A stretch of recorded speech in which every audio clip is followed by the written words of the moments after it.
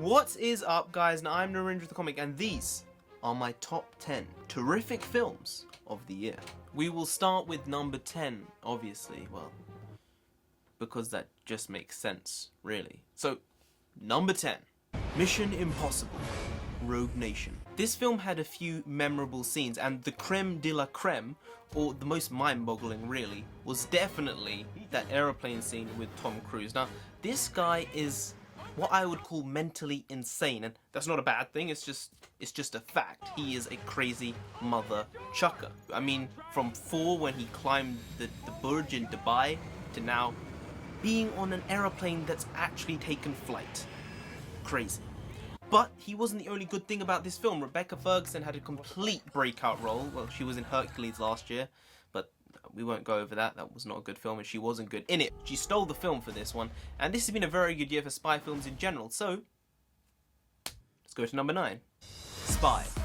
As soon as the film finished, I knew it was going to be in my top 10 films of the year. I didn't know where it was going to be, but I knew it was going to be in there. Everyone has their own opinion, guys, so my list is different to your list, but some of you will be thinking, you crazy mother chucker, what is wrong with you?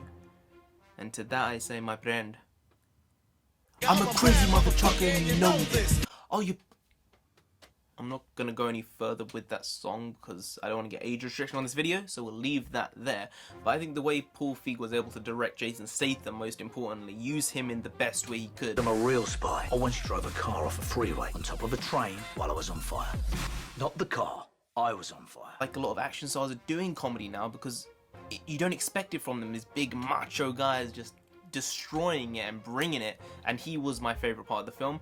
Also directing Melissa McCarthy, you know, they work great together. Cannot wait to see Ghostbusters, the reboot, with these guys. So all in all, a great outing. To number 8, Star Wars, The Force Awakens.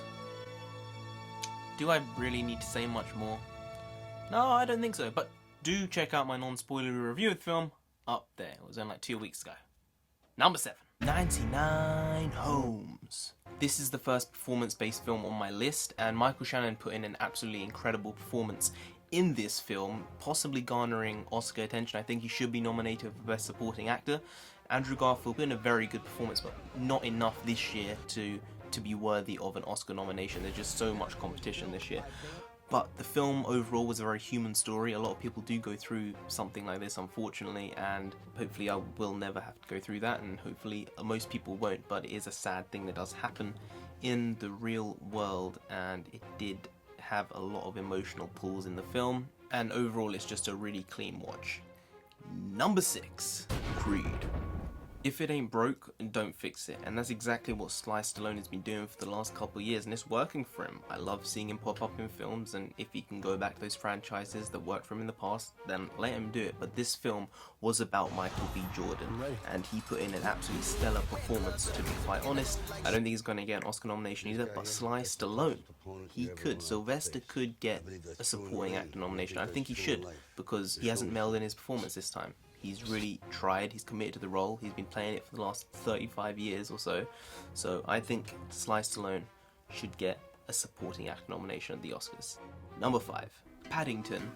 Now this may seem like a type of cop-out because this film actually came out in 2014 in the UK but only got a worldwide release in 2015, but I'm including it anyway because I just love the film that much. Yes, this bear, I read him as a kid, I even had a Paddington bear. But this bear, you can use any positive adjective in the world and describe this bear. It was so cute, adorable, lovable, the performances were great, even the child actors in it were actually relatively okay. So, if you haven't seen this, treat yourself, go and see this film. Number 4, The Martian.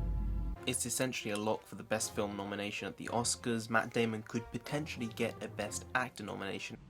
Surprise! And honestly, although it's not a best director nomination, I think this has put Ridley Scott back to where he should be after countless terrible movies and Exodus, God and Kings, which I boycotted because of the ridiculous lack of ethnic actors in a film about Egypt. Yes, I do not understand why they do it, why Hollywood does it, but this is Ridley Scott back at his best, and it's put more faith for me in him for the next Aliens film. Great CGI, great visual effects, great story. Number 3, Kingsman, The Secret Service. The best way that I can describe this film is a young James Bond with a twist, and a twist for the better. Taron Egerton, who plays the main character Eggsy, has a very bright future ahead of him. The fact he's been able to work with people like Hugh Jackman, Sam Jackson, Colin Firth at such a young age just shows how much talent he has, and the fact he's been able to work off them, play off them, learn off them, just bodes well for his future in general. Plus, you know, if there's a Kingsman 2, I know it's in pre-production, you need an Asian lead, supporting character, you know, my link is in my information box. Please do hit me up. I would love to be involved in it in some way. Some people are calling for him to be the next Bond. I think he's too young. Personally, I'd go a lot older. But in terms of this film for this year, I think it had comedy, it had action. I suppose that's a running theme in my list. But it pushed Sam Jackson to do something different. Colin Firth was an absolute revelation like he normally is. Like, he just changes himself every time. And if Colin Firth was 10 years younger, I wish he could be the next James Bond, but unfortunately he may be a little bit too mature for the role. But incredible acting, incredible performances, and super funny film. Number 2. A really, really good film will keep you fully encapsulated within the theatre without your mind wandering for the entire duration of the movie. And this is one of the few films that actually did that for me. Straight Outta Compton completely kept me within that world for 2 hours, 2 and a bit hours or so. And Jason Mitchell playing Eazy-E, I think maybe he's been a bit overlooked, because I feel he should get an Oscar nomination, to be honest. He put in such a realistic, physical performance as Eazy-E, and I think the rest of the cast also did an incredible job. I mean, Ice Cube casting his son was like mind-boggling. Why is someone doing that? They're just putting their kid in there. But then when you found out that he went through multiple rounds of auditions, it sort of legitimized that. You saw his performance, and I think the mannerisms that he took on from his dad, not many people would be able to do that. So maybe they did do the right thing by casting Ice Cube's son in there. And overall, the film was entertaining. I think that's the best word you can put it at. It showed you the struggles, the success, the issues that happen with success, and it's a real story. Obviously, it's left out a lot of detail, and it's only probably about half of the truth. But as far as a film goes... What's NWA stand for anyway? No whites allowed? Something like that? No. Niggas with attitudes.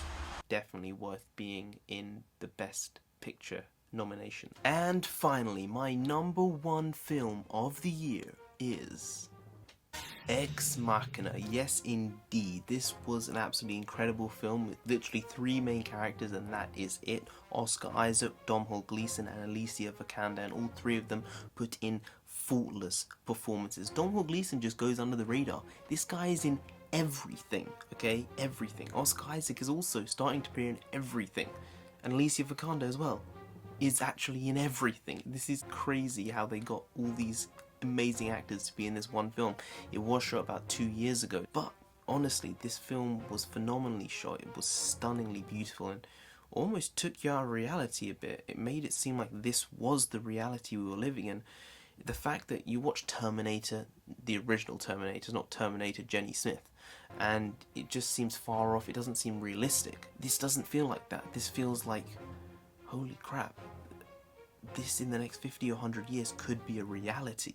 And having personal assistants as artificial intelligence, it was crazy. And Alicia Vikander stole this film. Oscar Isaac is an absolute powerhouse of an actor, and I think right now, if any actor could emulate any other actor's career, obviously be yourself, but if you could emulate someone, I would pick one of these 3 people. They would be Michael Fassbender, Joseph Gordon-Levitt, and Oscar Isaac for dramatic acting. Comedy acting is another question. He just molds himself to the role. I didn't know what he was in this film. I was so confused what was going on for half the time. and I've watched it like 4 or 5 times now. But the first time I watched it was on the plane on a 7-inch screen, looking at it like this, like, oh my word, I was completely engrossed in it. And I think Alicia Vikander should get a Best Actress nomination for this. Oscar Isaac possibly getting a Best Actor nomination for this, really. Those are just my opinions though, guys. What are your opinions? What were your favourite 10 films of the year? Let me know in the comments below, and if you did enjoy this video, please do like, share, comment and subscribe to the channel down here. If you didn't, well, who knows, maybe Alicia Vikander will come after you. That is a not, then you don't want that. If you haven't seen the film, you do not want that. If you've seen the film, you know what I'm talking about. So just subscribe anyway. Now, I have been Narendra with the Comic. You have been great. And I'll see you next time. Skadoosh.